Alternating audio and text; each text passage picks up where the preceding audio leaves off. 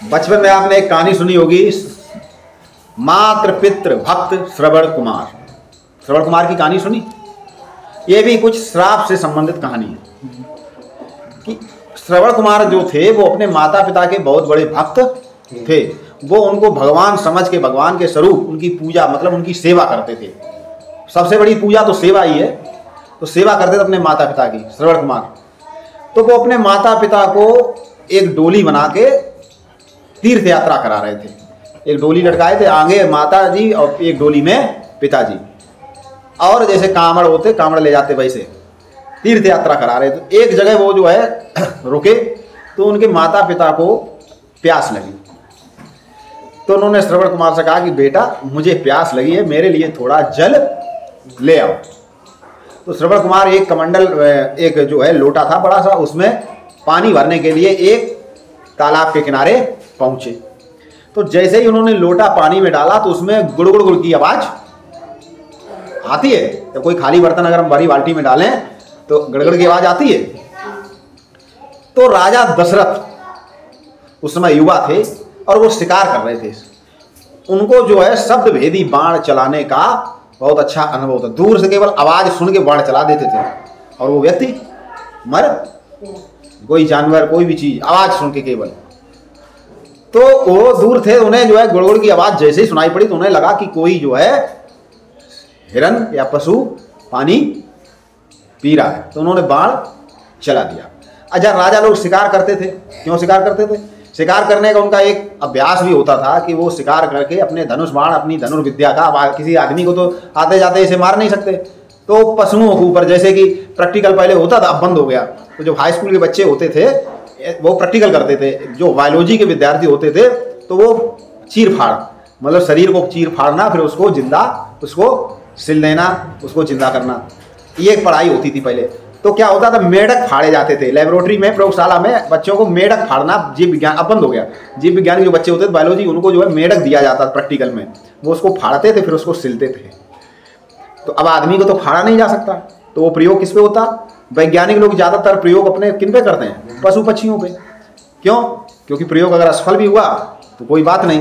तो ऐसे ही राजा महाराजा जो होते थे वो क्या करते थे? शिकार करते थे, प्रयोग करते थे कि हमारा धनुष बाण हम निशाना लगा भी लेते कि नहीं लगा लेते, हम योद्धा ठीक ठाक हैं भी नहीं भी। तो ऐसे ही राजा दशरथ क्या, लगभग ज़्यादातर राजा शिकार करने के लिए निकलते थे। तो राजा दशरथ ने बाण चला दिया उस आवाज़ को सुन के, और वो जो बाण था, चूंकि वो श्रवण कुमार उसको भर रहे थे, तो वो बाण जाके श्रवण कुमार के लग गया। और जब श्रवण कुमार के लग गया तो वो हाय बचाओ की आवाज़ करने लगे। तो राजा दशरथ पास में पहुंचे और बोले, उन्हें लगा, देखा कि एक व्यक्ति जो है उसके बाण लग गया। तो उनको जो है बड़ा अफसोस हुआ। वो उसके पास पहुंचे, उससे क्षमा मांगी कि गलती हो गई, मुझे लगा कोई पशु है और ये तो मुझसे बहुत बड़ा अपराध हो गया। तो श्रवण कुमार ने कहा कि अब अपराध हो गया तो कोई बात नहीं, आपने जाने अनजाने में मेरी हत्या कर दी, लेकिन मेरे माता पिता जिनके लिए हम जल भरने आए थे, पानी भरने आए, वो प्यासे बैठे हैं, तो जाके उनको आप पानी दे दो, जाके पिला दो। और वो अंधे थे, श्रवण कुमार के माता पिता दोनों लोग अंधे थे, उनको दिखता नहीं था। तो राजा दशरथ जो है वो घड़ा लेके पानी का उनके पास पहुंचे। बोले कुछ नहीं, क्योंकि वो सोच रहे थे अगर हम बोले तो मेरा भेद खुल जाएगा। चुपचाप घड़ा लेके उनके पास पहुंचे, पानी दे उनके हाथ में दिया, लो पानी। बोले नहीं, ऐसे ही। तो उन्होंने कहा क्यों बेटा, पानी ले आए? अब वो बोले नहीं, घड़ा केवल उनके हाथ में दे दिया। बोले, अरे बोले बोलो तो कौन? तो उन्हें फिर शक हुआ जब बोले कौन है दुष्ट, कौन छली है, क्योंकि जंगलों में वो भी आते थे ना बहुरूपिया मायावी राक्षस, ये कौन है तू, बोलता क्यों नहीं? तो फिर जब बहुत हो गई, बहुत उन्होंने कहा, तो राजा दशरथ को फिर बोले राजा दशरथ बोले, उन्होंने पूरी घटना उनके माता पिता को बताया। तो माता पिता ने जब पुत्र का, एक उनका पुत्र जो उनकी सेवा करता था, अकेला पुत्र, और पुत्र तो देखिए माँ बाप के लिए सेवा करें या ना करें, लेकिन माँ बाप कभी भी अपने बच्चों के लिए बुरा नहीं सोचते। और जब उन्हें पता लगा कि मेरा बेटा तो मर गया, मृत्यु हो गई, तो बहुत दुखी हुए। उन्होंने पानी भी नहीं पिया और राजा दशरथ को श्राप दे दिया। उन्होंने बता दिया कि मैं राजा दशरथ हूँ, अयोध्या का राजा दशरथ हूँ, राजकुमार, और मुझसे अपराध हो गया। तो उन्होंने श्राप दे दिया कि जाओ, जिस तरह हम लोग अपने बेटे की याद में अपने प्राण त्याग रहे हैं, उसी तरह तुम भी कभी अपने पुत्र वियोग में प्राण त्यागो। तुम्हारा भी पुत्र तुमसे दूर चला जाएगा, तुम भी प्राण त्याग दो। ये श्राप दे दिया था। कब? जब राजा दशरथ की शादी भी नहीं हुई थी। फिर राजा दशरथ अपने समय बीतता गया, राजा दशरथ की विवाह हुआ है, उनके पुत्र हुए राम, लक्ष्मण, भरत, शत्रुघ्न। फिर राम को 14 वर्ष का वनवास मिला। इसकी भी कहानी आप लोगों को मालूम है।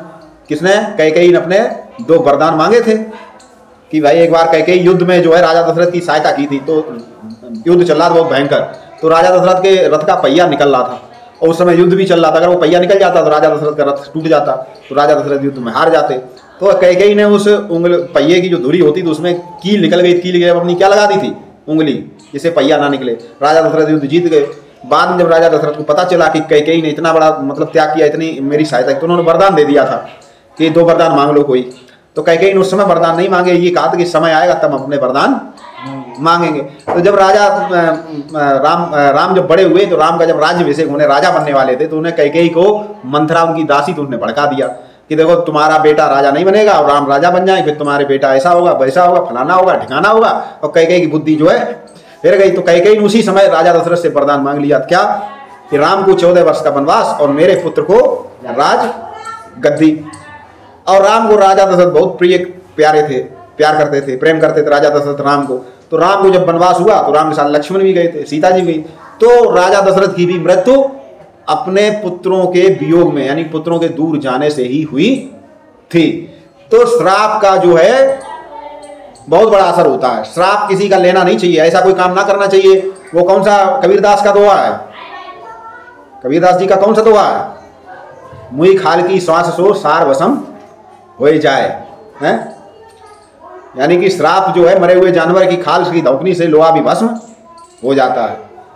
तो कहने करती है कि श्राप में बहुत ज्यादा शक्ति होती है, श्राप नहीं लेना चाहिए किसी का। वही कहानी ये श्राप मुक्ति है कि मंटू जो था उसको दादी माँ ने श्राप दिया था, लेकिन मंटू ने जो कुतिया के पिल्लों की आंखें फोड़ी, तो उस पर जो दादी माँ ने श्राप दिया, तो उस श्राप से मुक्ति के लिए उसने क्या किया? डॉक्टर बना आंखों का बहुत बड़ा, और उसके बाद कई लोगों की आंखों का इलाज किया। तो श्राप से मुक्ति भी मिलती है। श्राप से मुक्ति के लिए फिर हमको तपस्या करनी पड़ती है, बहुत त्याग करना पड़ता है, तो मुक्ति मिलती है। नहीं तो ज्यादातर श्राप जो मिलते हैं वो फलीभूत ही होते, इसलिए गरीब आदमी को किसी को सताना नहीं चाहिए। तो राजा दशरथ को जो श्राप मिला था वो कब? जब वो बूढ़े हो गए, बड़े हो गए, तो कभी न कभी श्राप जरूर जो है पूरा हो जाता है। इसलिए ऐसा कोई भी कार्य नहीं करना चाहिए जाने अनजाने, जिससे हमें किसी का श्राप का कोप भाजन बनना पड़े।